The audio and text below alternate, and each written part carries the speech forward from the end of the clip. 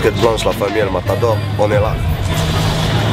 Ils diront que je suis antisémite parce que j'aiguise mes rimes. Je suis Tariq Ramadan face à Bernard-Henri Lévy. Mes arguments pourront fleurir ma pierre tombale qui replantera l'olivier de Wallen. C'est sûrement pas Ariel Dombal. Rappeur de Marseille, qui fait du rap marseillais aussi, tu vois. Moi j'ai 2 albums à mon actif, plusieurs mixtapes. Je me suis fait connaître avec des musiques de films. Il y avait 300, il y avait Taxi aussi. Donc j'ai fait des singles qui sont passés en radio. Voilà, grosse exposition. Et là je reviens avec un 3e album.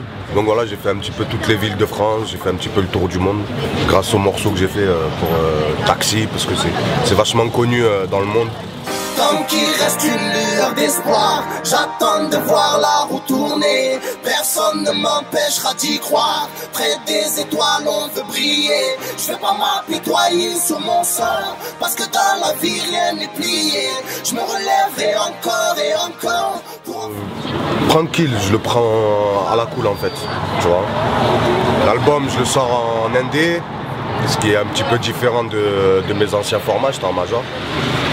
Non, moi les sorties ça a tout le temps été cool. Après, advienne ce qu'il advienne, tu vois ce que je veux dire ou pas? Contradictoire comme une ficelle sous une djellaba, faut la volonté d'Ennenberg qui... En fait, je fais beaucoup de choses à partir du 2e album. Le 2e album, je l'ai appelé Au clair du bitume. Je voulais rester dans un truc un petit peu cosmos, lunaire, etc. Parce que, je sais pas, c'est un milieu qui me fascine, on va dire. Je voulais partir un peu dans le délire temps poussière, poussière redevient. Si tu peux un jour être exposé, même les étoiles elles s'éteignent en fait. C'est ça que je voulais, c'est cette image que je voulais dire. Peut-être dire aujourd'hui, j'ai fait deux albums, c'est le 3e. Je sais pas ce qui va arriver à côté, bon, parce que c'est l'indépendance, c'est au jour le jour, tu vois ce que je veux dire. Donc peut-être le dernier, on sait pas, tu vois. Je dégaine l'album, c'est le 3e. Ta carrière, je vais la... J'ai essayé au début de solliciter des gens et tout, mais bon, on est dans une année, voilà, 2012-2013, c'était très chargé au niveau des artistes, leur agenda et tout. C'est-à-dire, je voulais pas trop attendre, du coup j'ai sollicité des artistes plus, on va dire, underground, et c'est plus de la participation à du refrain, avec des gadgets, tu vois, que je connais très bien, talentueuses. Sinon il y a un mec de Lyon qui s'appelle Kazoda, qui fait un peu rap raga aussi, qui m'a posé un refrain, un couplet. Voilà, ce qui est des featuring, il y a une chanteuse hindoue aussi qui s'appelle Ko Gupta, qui me fait un refrain chanté en hindou et un couplet. Sinon au niveau des prods, c'est 80% des prods, c'est un compositeur avec qui je travaille, un jeune compositeur qui s'appelle Smokeweed. Voilà, il est vers chez moi, du sud. Donc je l'ai rencontré moi il y a 2 ans. Sinon comme autres producteurs, il y a J. Joe et Hit Blaze. Voilà, c'est des mecs qui sont placés un peu sur les projets de Cynic, Algerno, même Kerry James, à l'homme du show business, les albums qui ont bien marché. C'est un mec que j'avais sollicité moi sur mon 2e album, et sinon que je me trompe pas, que comme ça les gens ils vont pas m'insulter après, ouais, t'as pas dit mon place, t'as pas fait la pub. Il y a X-Prod aussi. Un mec qui est à la base, je crois qu'il est du sud à la base aussi. Maintenant il est à Shanghai, donc on est resté en contact, il m'envoie des prods et j'ai choisi une prod à lui sur cet album. Les thématiques, en fait, j'ai essayé d'aborder tout ce que j'avais sur le cœur. Voilà, des morceaux comme Polémiquement Incorrect, on va dire, il y en a dans cette atmosphère un petit peu de dénonciation, etc. Il y a 2 ou 3 morceaux comme ça. Il y en a un qui s'appelle Triangle Isocèle, où contrairement à ce que les gens pensent, c'est pas genre je fais le Jay-Z en mode franc-maçon et tout, Illuminati. Je dénonce un peu le système, mais sans être non plus dans la conspiration, tu vois. Les guerres provoquées par des multinationales, tu vois, comme il se passe un petit peu aujourd'hui. Après c'est juste mon point de vue moi. C'est au Mali par exemple, tu vois, tu sais qu'il y a des mines d'uranium, plein de trucs qui sont pas encore exploités. Il y a un autre morceau qui s'appelle Censuré, où pareil l'idée c'est de, en fait j'ai mis des bips À chaque fin de punchline, j'essaie de mettre une phrase super hardcore ou c'est un truc attaquable juridiquement. Et en fait, je m'auto-bip. Il y a des bips pendant tout le morceau. C'est un morceau à long format, il dure à peu près 3-4 minutes. Après, je suis resté sur voilà, du kickage, punchline, ego trip. Il y a un autre morceau qui s'appelle King of South, où je m'auto-proclame King du Sud. Je lance pas de pique et tout dedans, tu vois, mais c'est un petit peu genre, voilà, où je me dis, bon, à Marseille, il n'y a pas trop de game, donc essayons de le créer, tu vois, histoire de se mettre à la hauteur de Paris, parce que quand tu vois tout ce qu'il y a récemment, tu vois, sur Paris, c'est 3 mecs, ils arrivent à monopoliser le rap, tu vois, et il n'y a plus rien pour les autres. En mode Game of Thrones, tu vois. Voilà, l'autre c'est le roi, le petit là, il n'est pas légitime, l'autre dans sa province, il se dit ouais c'est moi qui est le roi. T'as la mère des dragons aussi qui veut récupérer son trône, tu vois ce que je veux dire, c'est un peu ce délire là en fait.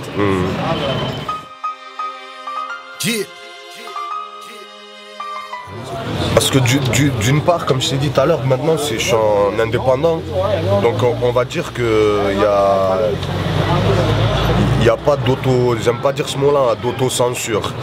C'est-à-dire à l'époque où j'étais chez la Warner via Bomb Attack et tout, je pense que c'est des morceaux comme polémiquement incorrects, on m'aurait dit de retoucher quelques trucs et tout, tu vois. À l'époque, ces thèmes-là, je dis pas que je m'y intéressais pas, mais j'avais pas assez étudié le terrain pour pouvoir en parler. Après là, ce que je dis dans mes morceaux, c'est mon point de vue à moi, mais je trouve qu'il y a des choses défendables, tu vois ce que je veux dire? Je vais pas dire tout et n'importe quoi aussi. C'est pour ça que je me suis dit c'est le moment de le dire et de le faire à ce moment-là. Et je pense que quand je serai en interview et tout, je pourrais défendre mes propos. Si on me parle de X ou Y extrait du morceau, je pourrais dire voilà ma vision.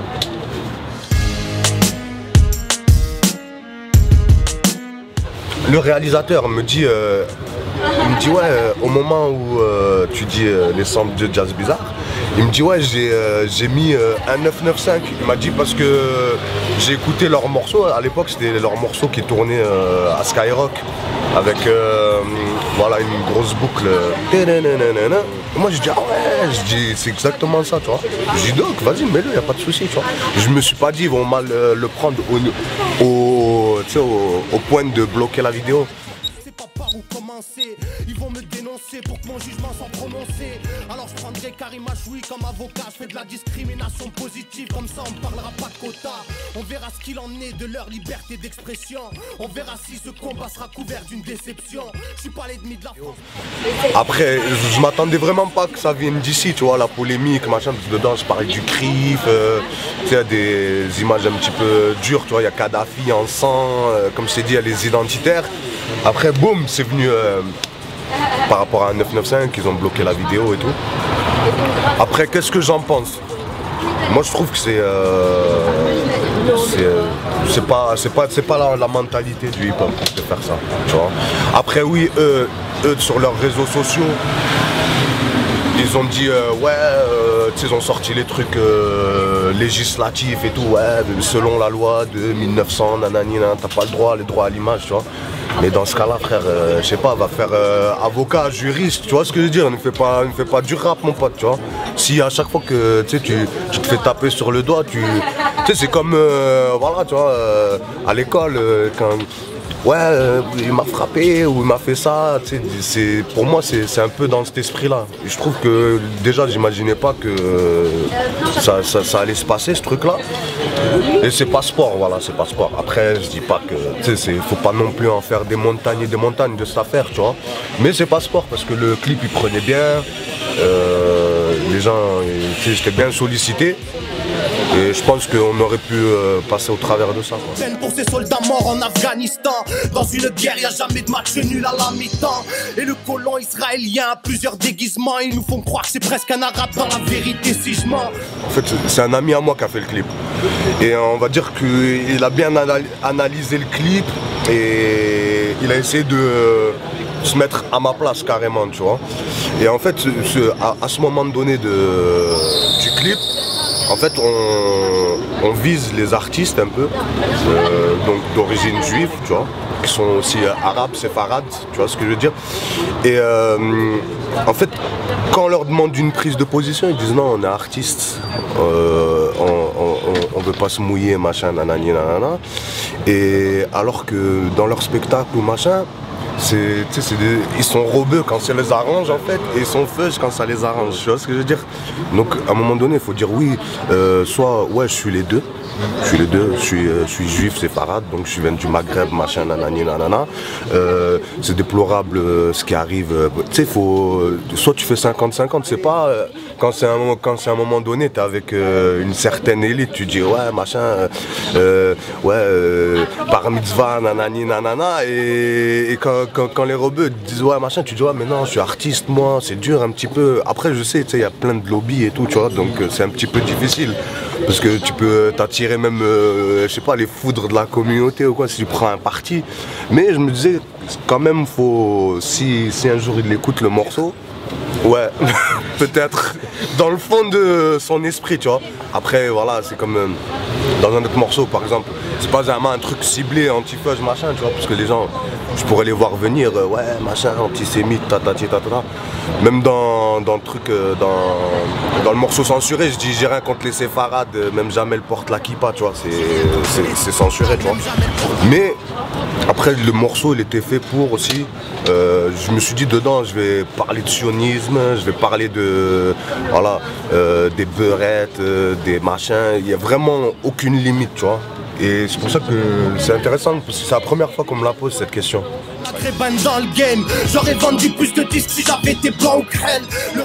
Je suis content de faire cette interview là parce que avec d'autres gens ou d'autres promos, on n'est pas allé aussi loin dans la réflexion. Et c'est pour ça que j'avais envie aussi que les gens comprennent dans quel état d'esprit quand j'ai écrit ce morceau. Alors, j'aurais vendu plus de disques si j'avais été blanc crème. Après, c'est juste un constat, tu vois. Moi, après, je vais pas dire que je calcule des commentaires, machin, nanani, nanana. Mais moi, il m'est déjà arrivé d'avoir concrètement du racisme anti-rebeu dans le rap. Tu vois ce que je veux dire ou pas? C'est-à-dire, ouais, vas-y, va faire du rail, que tu nous casses les couilles, tu vois ce que je veux dire? Alors que tout le monde a le droit de rapper. Et je pense que l'image du rebeu, elle n'est pas... Je vais te citer un exemple après. Hein. Elle n'est pas représentative au max, genre du rappeur charismatique, même qui a traversé les époques et tout. Donc là, je te cite mon exemple. Par exemple, La Fouine, c'est un rebeu. Mais il est dans le délire Renoir à fond. Il revendique presque jamais, si des fois il dit rebeu, machin, nanani, nanana. Mais il est dans un swag américain, tu vois ce que je veux dire ou pas? Même dans des propos, dans un format de rap un peu américain. Donc les gens, je pense qu'ils ont détaché un petit peu cette image de rebeu sur La Fouine, tu vois. Par exemple, Rimka, c'est à fond, tonton Maghreb, du bled et tout, tu vois. Les premiers formats ont marché, bon maintenant, après moi c'est la globalité. Par exemple, je sais pas, Mysterio par exemple, tu vois, ça a marché mais ça n'a pas explosé de ouf avec l'exposition qu'il a eu. Retrouver ton corps dans le vieux port de Marseille. Déjà, on n'a pas ce problème de Renoir rebeu. C'est-à-dire que tu as autant des Français, même des Feuges, des machins, tu vois, tout le monde se mélange en fait.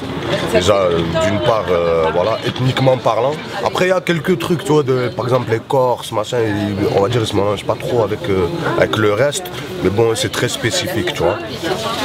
Et par rapport aux événements récents, quoi, tu vois, c'est plus ambiance Brésil, tiers-monde, favelas, avec des meurtres tous les 2 jours. Des histoires un peu voilà, louches, tu vois, et t'as ce côté aussi par rapport à ce morceau, Marseille c'est pas la France, et mon analyse aussi, le problème qu'on a avec la police, donc c'est un peu mouillé dans le trafic, il y a eu cette affaire là de Ripou, de la BAC, à l'époque il te prenait ta conso et il la gardait pour eux en fait, bon c'était ça, il prenait ta conso, tu vois, et en fait les gens avaient remarqué au bout d'un moment donné que tu sais, ils se la fumaient, hein, ou la revendais, mais après maintenant c'est devenu plus, tu vois, genre du gros trafic, tu vois. Ils ont retrouvé de l'argent liquide, tu sais, ils attrapaient des fois des grosses têtes et ils leur disaient bon, voilà, t'es mort là, tu vas aller en prison pour machin, tu nous donnes tant, tu appelles ton collègue machin, il nous ramène tant et on te relâche. Tu vois, il y a des histoires comme ça en fait. Donc voilà, Marseille par la France. Mais je suis en train de faire un clip qui va être bien représentatif de tout ce que je t'ai dit là, avec un scénario un peu court-métrage, tu vois, avec des acteurs quand même un petit peu confirmés et tout, pas connus mais des bons acteurs. Et quand tu verras le clip et le morceau, tu vas te faire une vraie idée de l'atmosphère du truc. Je replonge le rap marseillais dans le côté obscur. Des gens comme qui sont du sud comme l'ADA par exemple, REDK, Révolution Urbaine. Ils ont fait le cap de voilà, avoir accès aux maisons de disques et tout, mais ça va pas plus loin. Ça veut dire ils sont pas encore rentrés en playlist, moi à part Kader avec Soprano. Mais pour les autres, je trouve qu'il y a encore une limitation, donc il faudrait que ça aille au-dessus parce que quand tu écoutes un morceau, quand tu écoutes la radio, il y a, je crois des fois, hein, il y a peut-être 5 Parisiens pour un Marseillais.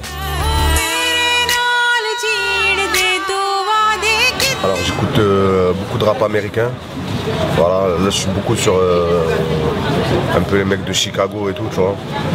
Chief Keef, sinon après les fondamentaux, hein, tu vois. Là Joël Santana, il a sorti un bon truc là récemment. Après franchement de tout, hein, de tout. Tout ce qui est américain. Après en français, je crois le dernier album que j'ai écouté c'est Booba.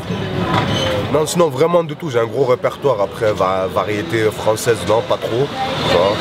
Du moins sinon les classiques des fois, tu vois, Brassens, Renaud, Balavoine, Berger, presque les mecs qui sont morts quoi.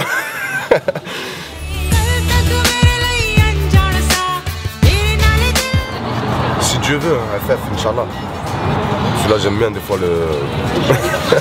Ouais, surtout que je me dis, tu vois en fait ça donne de la force parce que je me dis les mecs ils étaient super jeunes quand ils ont sorti ça, tu vois, c'était des gamins, ils avaient même pas la vingtaine, tu vois, donc c'est gros classique comme ça, tu vois, ça te remet à ta place un peu, tu vois, tu te dis ouais moi j'ai un certain âge, tu vois, j'ai jamais réussi à faire des trucs comme ça, donc si Dieu veut, en plus c'est les grands frères donc...